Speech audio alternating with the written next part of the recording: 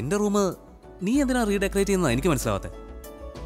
അതെ, എന്താന്ന് വെച്ചാ സാർ എനിക്ക് വേണ്ടി ഒരു വലിയ ഫേവർ ചെയ്തില്ലേ? പ്രണവിനെ സ്റ്റേഷനിൽ നിന്ന് ഇറക്കിയില്ലേ? അതുകൊണ്ട് ഞാനും കരുതി സാറിന് തിരികെ എന്തെങ്കിലും ചെയ്യണമെന്ന്. കൊള്ളാം, വളരെ നന്നായിട്ടുണ്ട്.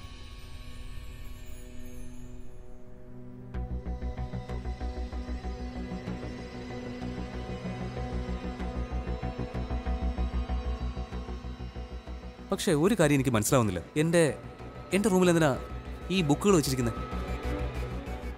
എനിക്ക് ഈ ബുക്സിനോടൊന്നും വലിയ താല്പര്യമില്ലെന്ന് അറിയില്ല നിനക്ക്. എനിക്ക് നിങ്ങളോട് പ്രിയമാണല്ലോ.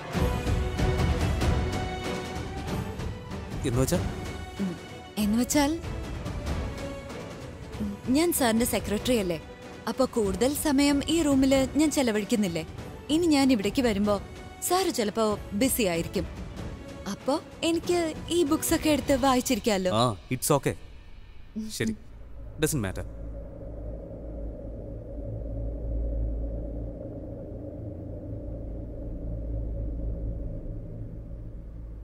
ഇവിടെ എന്താ ഒഴിഞ്ഞു കിടക്കുന്നത്?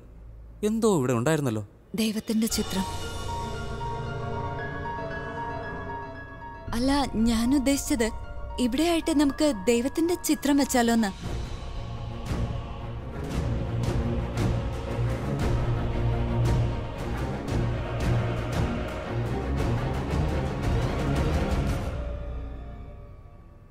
ഇതെന്താ? നോക്കൂ.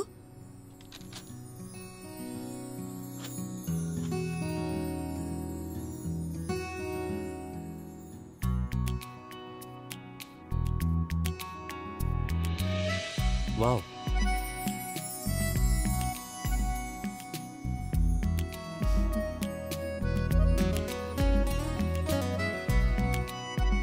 ഇതെന്തായാലും അടിപൊളിയായിട്ടുണ്ട്. എവിടെന്നാ കിട്ടിയത് നിനക്ക്? അവരയച്ചു തന്നതാ. അത് ശരി.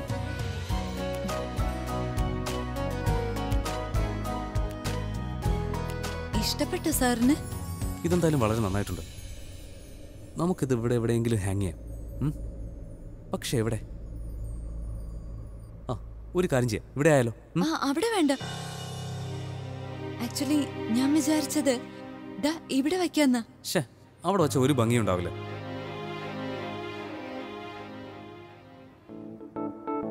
നമുക്കിത് അവിടെ വെച്ചാലോ? അവിടെ വേണ്ട. അവിടെ ഇത് തീരെ ചെറുതായിരിക്കും. ചെറുതാണെങ്കിൽ എന്താ കുഴപ്പം? ഒരുപാട് നാള് ചാരിയിരുന്ന് എനിക്ക് ബോറടിക്കുകയും ചെയ്തു. അതുകൊണ്ടാ കുറച്ച് റെസ്റ്റ് കൊടുക്കാന്നേ. അത് പിന്നെ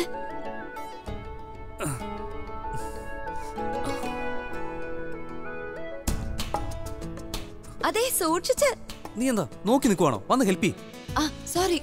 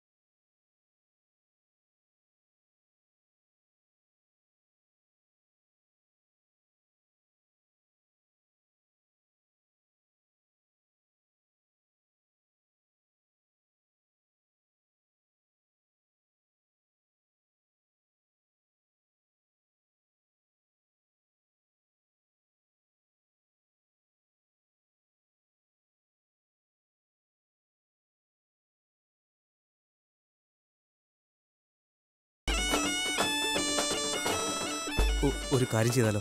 നമുക്കിത് നീ പറഞ്ഞ സ്ഥലത്ത് തന്നെ വെച്ചാലോ?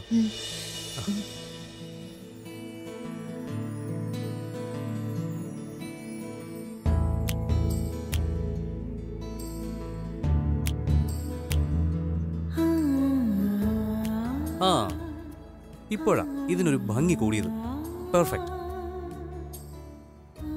ഇനിയിപ്പോ എന്തായാലും നിന്നെ മിസ് ചെയ്യില്ലല്ലോ.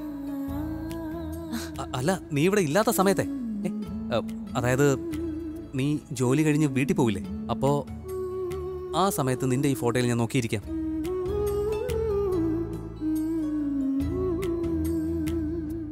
ഇനിയിപ്പോ ഞാനില്ലെങ്കിലും നിനക്കും അതുപോലെ നോക്കിയിരിക്കാലോ.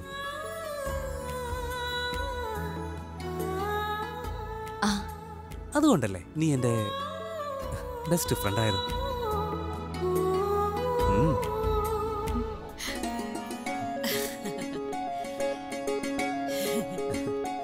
ജയിച്ചു വാ, സന്തോഷമായിരിക്കും.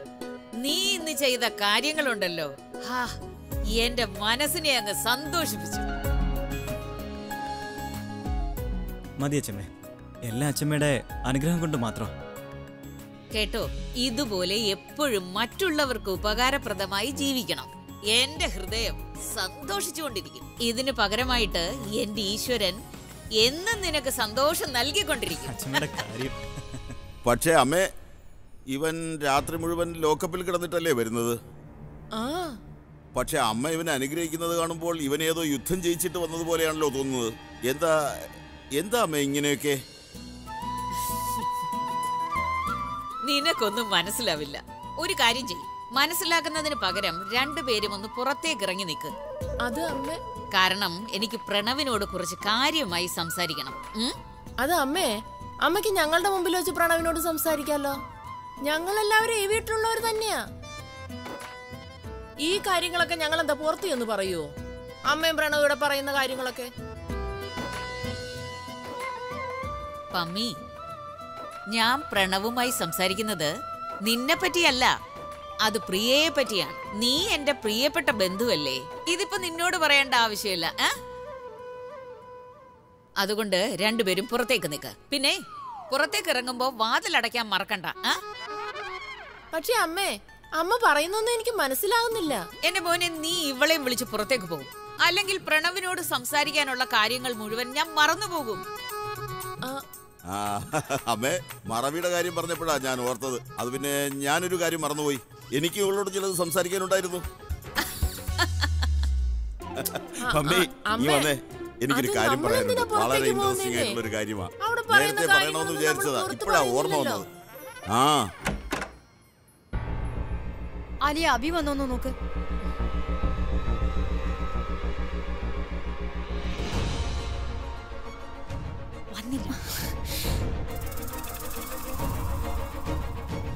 എന്ത് ചെയ്യാ?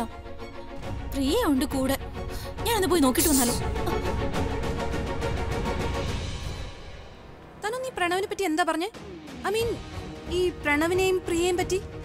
പ്രിയയെ പറ്റി ആരാ സംസാരിക്കുന്നത്? ആ പാവം പ്രിയയുടെ ലൈഫ് ഇപ്പോ ഒരു റോളർ കോസ്റ്റർ പോലെ ആയിരിക്കാ തനു. ശബ്ദം ആലിയുടെ ആണല്ലോ. സത്യത്തിൽ നീ അതിശയിപ്പിച്ചു കളഞ്ഞു. ഒരുപാട് നാളിന് ശേഷം ഞാൻ പ്രിയയുടെ മുഖത്ത് സന്തോഷം കണ്ടു. എനിക്കത് പറഞ്ഞറിയിക്കാൻ കഴിയില്ല. എപ്പോഴും ഉദാസീനമായിരിക്കുന്ന മുഖം ഇന്ന് എത്ര ഭംഗിയായിന്നറിയാമോ? അച്ഛമ്മ, ഇത് വെറും തുടക്കമല്ലേ. എന്തൊക്കെയാ നടക്കാൻ പോകുന്നതെന്ന് അച്ഛമ്മ കാത്തിരുന്ന് കണ്ടോ? എന്ന് വെച്ചാ ഇപ്രാവശ്യം ഞാൻ ഇതിലും വലിയൊരു പ്ലാൻ ഒരുക്കിയിരിക്കുക. എന്റെ ഈശ്വരാ, പെട്ടെന്ന് പറയാ എന്തോ പ്ലാൻ എന്ന്. ഇതിനെയാണ് പറയുന്നത് ഞൊടിയിടയിൽ ഭാര്യയുടെ സ്നേഹമെന്ന്. എന്റെ സുഹൃത്തിപ്പോ ഓക്കെ ആണെന്ന് തോന്നുന്നു. അവന്റെ പെരുമാറ്റത്തിലൂടെ മനസ്സിലാക്കാം അവന്റെ ഹൃദയത്തിൽ പ്രിയച്ചിയോട് അവൻ എത്രമാത്രം സ്നേഹമുണ്ടെന്ന്. ദൈവമേ,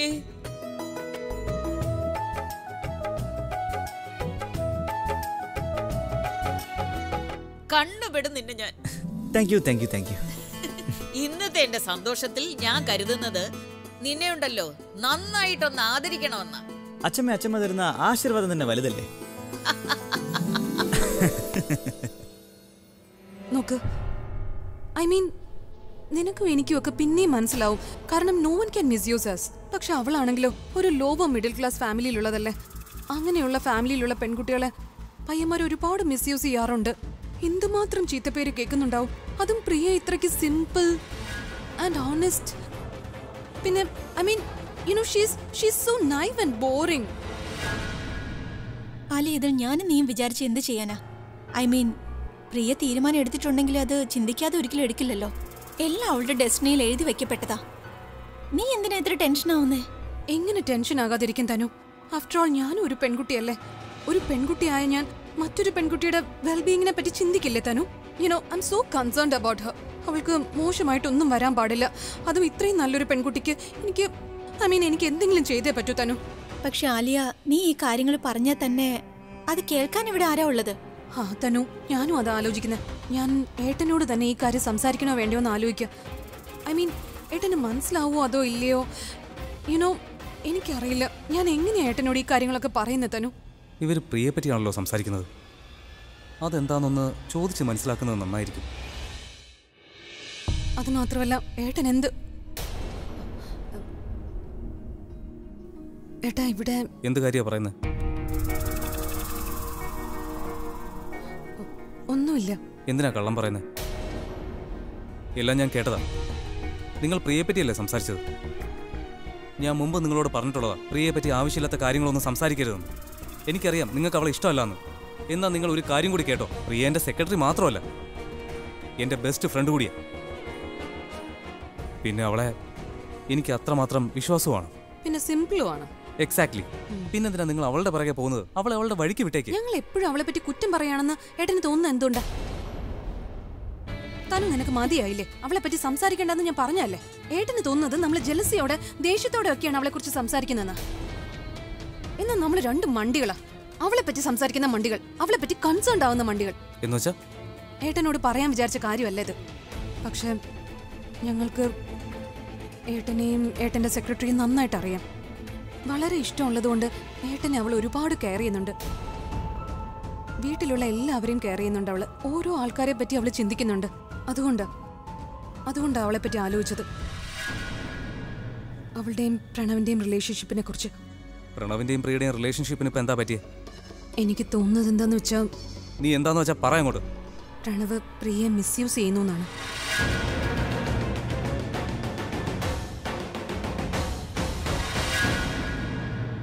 ആലിയ, നീ എന്താ പറഞ്ഞു വരുന്നേ? നേരെ പറയ്, എനിക്കൊന്നും മനസ്സിലാവുന്നില്ല. അൺഫോർച്ചുനേറ്റ്ലി നമ്മുടെ സൊസൈറ്റിയിൽ ഇപ്പോ ഇതാണ് നടക്കുന്നത് ഏട്ടാ. ഒരു പയ്യനും പെണ്ണുമായിട്ട് റിലേഷൻഷിപ്പിലാകും, പിന്നെ രണ്ടുപേരും കുറച്ചു നാൾ അടുപ്പത്തിലാവും, പിന്നെ അത് കഴിഞ്ഞ് ആ പയ്യൻ പോയി കഴിഞ്ഞാൽ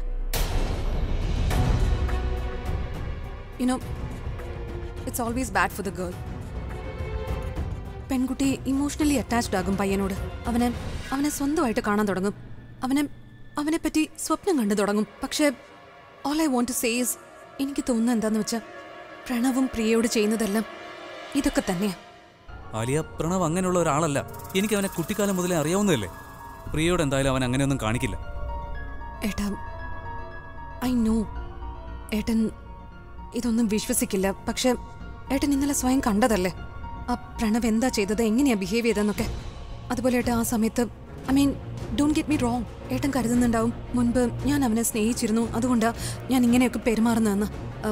പക്ഷെ പ്രണവ് പ്രിയെ ഇഷ്ടപ്പെടുന്നു എന്നറിഞ്ഞപ്പോൾ തന്നെ ഞാൻ എൻ്റെ മനസ്സിനെ പാകപ്പെടുത്തി കഴിഞ്ഞു ഏട്ടാ. ഞാൻ പ്രണവിനെ പറ്റി ചിന്തിക്കാറേയില്ല. അവർ പരസ്പരം സന്തോഷത്തോടെ ഇരിക്കട്ടെ, അതാ ഞാൻ ആഗ്രഹിക്കുന്നത്. പക്ഷെ ഇതെല്ലാം നടന്ന ശേഷം ഞാൻ പ്രിയെ പറ്റി ചിന്തിച്ചപ്പോൾ എനിക്ക് തോന്നി, ആ പാവ എന്ത് തെറ്റ് ചെയ്തു? അവളൊരു ഇന്നസെന്റ്, ഹാർഡ് വർക്കിംഗ്, കൈൻഡ് അങ്ങനെ ഒരു പെൺകുട്ടിയല്ലേ. അവൾക്ക് മോശമായിട്ടൊന്നും സംഭവിക്കരുത്. അവൾക്കും സ്വീറ്റായ സ്നേഹമുള്ളൊരു പയ്യനെ തന്നെ കിട്ടണം. ആരും അറിഞ്ഞില്ലായിരുന്നെങ്കിൽ വലിയ പ്രശ്നമില്ലായിരുന്നു. എന്നാൽ ഇപ്പൊ എല്ലാവർക്കും അറിയാം പ്രിയയും പ്രണവും അവർ തമ്മിൽ ഒരു റിലേഷൻഷിപ്പ് ഉണ്ടെന്ന്. എല്ലാവരുടെയും മുന്നിൽ ഇതൊക്കെ അറിഞ്ഞു കഴിഞ്ഞിട്ട് അതിനുശേഷം എന്തെങ്കിലും പ്രശ്നം ഉണ്ടായാ എന്ത് ചെയ്യുമെന്നറിയില്ല. തനു, നിനക്ക് എന്തെങ്കിലും പറയാനുണ്ടോ ഏട്ടനോട്? പറയൂ തനു. അതെ Abi, I am totally agree with Aliya. Priya ഒരു മിഡിൽ ക്ലാസ് ഫാമിലിയിൽപ്പെട്ട ആളാണ്. ഞാൻ അങ്ങനെ കഴിഞ്ഞ ആളാണ്. ഡൽഹിയിലായിരുന്നപ്പോൾ എന്തെങ്കിലും സംഭവിച്ച ആ പെൺകുട്ടിയോട് മാത്രമല്ല അവളുടെ ഫാമിലിയോടും വളരെ റൂഡായി പെരുമാറും. ജീവിക്കുന്നത് തന്നെ ബുദ്ധിമുട്ടായി തോന്നും. പ്രിയയ്ക്ക് അങ്ങനെ ഒരു അവസ്ഥ വരരുതെന്നാണ് ഞാൻ ചിന്തിക്കുന്നത്. അവളോടൊപ്പം അവളുടെ ഫാമിലിക്കും ജീവിക്കുന്നത് ഒരു ബുദ്ധിമുട്ടായി തോന്നും. അഥവാ അങ്ങനെ സംഭവിച്ചാൽ പ്രിയയെ പിന്നെ ആര് വിവാഹം ചെയ്യും? ഇന്നലെ പ്രണവ് ചെയ്ത കാര്യം തന്നെ എനിക്ക് വല്ലാതെ ഷോക്കായിപ്പോയി. ഐ മീൻ നീ നീ ഇത്ര വലിയ റോക്ക് സ്റ്റാർ ആയിരുന്നിട്ടും നീ എന്നോട് ഇതുപോലെ ചെയ്തിട്ടില്ല. പക്ഷെ പ്രിയ, അറിയില്ല അവളുടെ അവസ്ഥ. ഏത് സ്റ്റേജിലായിരിക്കും അവളിപ്പോ? അത് വിട്ടേക്ക് തനു. ഞാനിപ്പോൾ കരുതുന്നത് എന്താന്ന് വെച്ചാൽ ദൈവത്തിൻ്റെ കാരുണ്യം കൊണ്ട് നമ്മൾ ചിന്തിക്കുന്ന രീതിയിലൊന്നും ഉണ്ടാവാതിരിക്കട്ടെ. ഗോഡ് പ്ലീസ്, ഇതെല്ലാം കള്ളമായിട്ട് മാറണേ. ഇനി അഥവാ പ്രണവ് പ്രിയയെ ഉപയോഗിച്ചു കഴിഞ്ഞാൽ എങ്കിലെന്താ? പിന്നെ പാവം പ്രിയയുടെ അവസ്ഥ, അവളുടെ ഫാമിലിയുടെ അവസ്ഥ, അത് പിന്നെ എന്തായി തീരും? അവളുടെ അമ്മ പാവം, അവരൊരു ഹാർട്ട് പേഷ്യൻ്റ് ആണ് ഏട്ടാ. പിന്നെ അച്ഛമ്മ, അവരെത്ര ഇന്നസെൻ്റ് ആണ്. അവരെ കാണുമ്പോൾ എനിക്ക് നമ്മുടെ അച്ഛമ്മയെ ഓർമ്മ വരും ഏട്ടാ. You are right Aliya. അവളുടേതൊരു പാവപ്പെട്ട ഫാമിലിയാ. നിനക്കറിയോ, ഞാൻ അവളുടെ കുടുംബത്തെ ആദ്യമായി കാണുമ്പോൾ എനിക്ക് തോന്നിയത് ഞാൻ അവരെ ആദ്യമായിട്ടല്ല കാണുന്നത്, മുമ്പെന്തോ ഒരു ബന്ധമുള്ള പോലെ ഫീൽ ചെയ്തു. അവളുടെ അമ്മയെ പറ്റി പറയുകയാണെങ്കിൽ എന്തെങ്കിലും ആഹാരം എടുത്തുകൊണ്ട് വന്നു കഴിഞ്ഞാൽ പിന്നെ എന്നെ കഴിപ്പിക്കാതെ അവർ വിടില്ല. പിന്നെ അച്ഛമ്മ ഒരു നമ്പർ 1 റോക്ക് സ്റ്റാർ. ഓൺലൈൻ ഗെയിംസിലെ ഇൻട്രസ്റ്റ്. എപ്പോഴും ഗെയിം എന്നൊരു ചിന്തയുള്ളൂ. കളിക്കുക മാത്രമല്ല, എന്നെ തോൽപ്പിച്ചിട്ടുണ്ട്. Yeah right, exactly. I mean അവർക്കൊക്കെ ഇതറിയുമ്പോൾ എന്തുമാത്രം വിഷമാകും ഏട്ടാ. അതുകൊണ്ട് നമ്മൾ എന്തെങ്കിലും ചെയ്തല്ലേ പറ്റുള്ളൂ ഏട്ടാ, ആരും ഹേർട്ട് ആവാതിരിക്കാൻ. യുനോ സംതിങ് ലൈക്ക് ഏട്ടന് ചെയ്യാൻ പറ്റുന്ന പോലത്തെ എന്തെങ്കിലും ഒരു കാര്യം. ഈ പ്രണവും പ്രിയയും തമ്മിൽ relationship, you know they should be committed. I guess you are right. എനിക്ക് ബലൂണിന് വേണ്ടി എന്തെങ്കിലും ചെയ്തേ പറ്റൂ. വാട്ട്? പ്രിയ, ഞാൻ അവളെ സ്നേഹത്തോടെ അങ്ങനെയാണ് വിളിക്കുന്നത്. അവളുടെ നിക്നെയിമാ. അവൾക്ക് ദേഷ്യം വരുമ്പോൾ അവളുടെ കവള് കണ്ടിട്ടില്ലേ, ബലൂൺ പോലെ വീർക്കുന്നത്. അതുകൊണ്ടാ. അതായത് ഏട്ടൻ്റെ ബലൂൺ അത് പിന്നെയും വീർത്ത് ഒരുപാട് വലുതായി പൊട്ടിപ്പോകാതിരിക്കാൻ നമ്മൾ അവൾക്ക് വേണ്ടി എന്തെങ്കിലും ചെയ്തേ പറ്റൂ. You are right Alia. നമ്മൾ എന്തെങ്കിലും ചെയ്തേ പറ്റൂ ആലിയ. പ്രണവ് പ്രിയയോട് കമ്മിറ്റഡ് ആവുന്ന രീതിയിൽ എന്തെങ്കിലും. അതെന്തായാലും ഇനി വൈകണ്ട. I mean like if you don't mind, ഞങ്ങളൊരു കാര്യം സജസ്റ്റ് ചെയ്യട്ടെ? പറഞ്ഞു.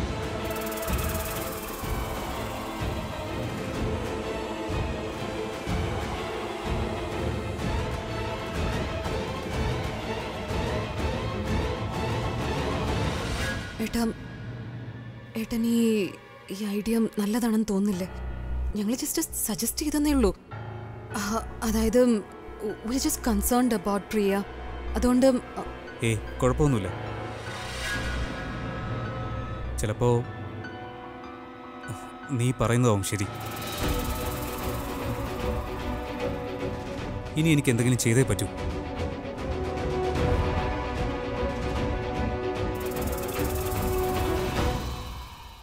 പ്രണവ്, നീ അച്ഛമ്മയോട് എന്താ പറഞ്ഞത്? അച്ഛമ്മയോടോ? കള്ളം പറയണ്ട. എനിക്കറിയാം നീ അച്ഛമ്മയോട് എന്താ പറഞ്ഞു എന്ന്. അതുകൊണ്ടാ ഇത്രയും എക്സൈറ്റഡ് ആയത്. അടുത്ത പ്ലാനിനെ കുറിച്ച് എന്തെങ്കിലും പറഞ്ഞു കാണും. അങ്ങനെയൊന്നല്ലേ ചേച്ചിക്ക് തോന്നുന്നതാ? എനിക്ക് മനസ്സിലാവും കേട്ടോ. ഞാൻ ചോദിച്ചതിനുള്ള മറുപടി വ്യക്തമായിട്ട് പറയുക. എന്താ നിന്റെ അടുത്ത പ്ലാൻ? ചേച്ചി ഞാൻ പറയുന്ന അത് കേക്ക്. ഇനി നീ കൂടുതലൊന്നും പറയണ്ട, ഞാൻ പറയുന്ന കേട്ടാ മതി. നോക്ക്, പോരാട്ടം എല്ലാം ഞാൻ നടത്തുന്നുണ്ട്. അതിന് ഞാൻ ഒരുപാട് ത്യാഗവും ചെയ്തു കഴിഞ്ഞു. ഇനിയും ത്യാഗം ചെയ്യാൻ എനിക്ക് കഴിയില്ല പ്രണവ്. ഒരു ദിവസം ലോക്കപ്പിൽ കിടന്ന് നിന്റെ അവസ്ഥ എന്താന്ന് നോക്ക്. നീ മുഖം എല്ലാം വാടിയിരിക്കുന്നു. ഇനിയും നിനക്ക് എന്തെങ്കിലും പറ്റുന്നത് കാണാൻ എനിക്ക് കഴിയില്ല പ്രണവ്. ചേച്ചി ഒരു മിനിറ്റ് ഒന്ന് സമാധാനിക്ക്, എന്നിട്ട് ഞാൻ പറയുന്ന കേക്ക് പ്ലീസ്. ശരി, പറയേ. നോക്ക് ചേച്ചി, ഇപ്രാവശ്യം ഞാൻ ഉണ്ടാക്കിയ പ്ലാൻ ഉണ്ടല്ലോ, അത് നിങ്ങൾ രണ്ടും എന്തെങ്കിലും സംസാരിക്കായിരുന്നോ? എന്തെങ്കിലും കാര്യമായിട്ട് പ്ലാനിങ് ചെയ്യുമായിരുന്നോ? എന്നോടും പറയുന്നേ. അങ്ങനെയൊന്നുമില്ല ഏട്ടത്തി. ഓഫീസിലെ ചില കാര്യങ്ങള്. അതായിക്കോട്ടെ പ്രിയ. അതേ ചിലര് മണം പിടിച്ച് പറയാറില്ലേ അടുക്കളയിൽ എന്താ ഉണ്ടാക്കുന്നതെന്ന്? അതുപോലെ എനിക്ക് ആളുകളുടെ മുഖം നോക്കി പറയാൻ കഴിയും അവരെന്താ ചിന്തിക്കുന്നതെന്ന്. അല്ലേടത്തി, അങ്ങനെയൊന്നുമില്ല. ഞങ്ങള് വെറുതെ. നീ ഒന്നും പറയണ്ട പ്രണവ്. എന്ന് വെച്ചാ അഥവാ നിങ്ങൾ ഇനി എന്തെങ്കിലും പ്ലാൻ ചെയ്യുകയാണെങ്കിൽ അതെന്നോട് പറയുമല്ലോ. അങ്ങനെയൊന്നും ഇല്ലല്ലോ അല്ലേ? ഏട്ടത്തി, അങ്ങനെയൊന്നും ഇല്ല. എന്തെങ്കിലും ഉണ്ടെങ്കിൽ ഞങ്ങൾ പറയില്ലേ. പിന്നെ ഏട്ടത്തി ഞങ്ങളുടെ ഫാമിലി അല്ലേ, ഏട്ടത്തിയോട് എന്ത് മറക്കാൻ? ശരി ശരി. പിന്നെ ഞാനിവിടെ നിങ്ങൾ സംസാരിക്കുന്നത് നോക്കാൻ വന്നല്ല. ഞാനിവിടെ വന്നത് വേറൊരു കാര്യത്തിനാ. അഭി നിങ്ങളെ രണ്ടിനെയും വിളിക്കുന്നു, അത് പറയാൻ വന്നതാ. നിങ്ങളൊന്ന് വേഗം ചെല്ലുന്നേ. എനിക്ക് തോന്നുന്നത് അവനും എന്തൊക്കെയോ ചിന്തിച്ചു കൂട്ടുന്നാ. ഇനി അവനും എന്തെങ്കിലും പ്ലാൻ ചെയ്യുന്നുണ്ടാവോ? പെട്ടെന്ന് വാന്നേ.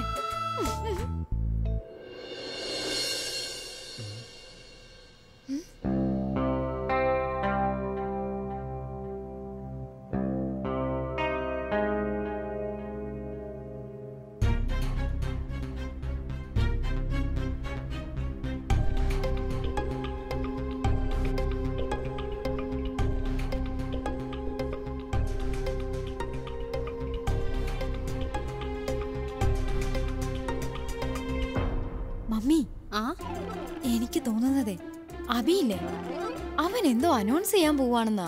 അതുകൊണ്ടാവും എല്ലാരും ഇപ്പൊ ഇവിടേക്ക് വിളിച്ചു വരുത്തിയത്. അല്ലല്ല, അങ്ങനെയല്ല. എന്തോ സീരിയസ് അനൗൺസ്മെന്റ് ആണെന്ന് തോന്നുന്നു.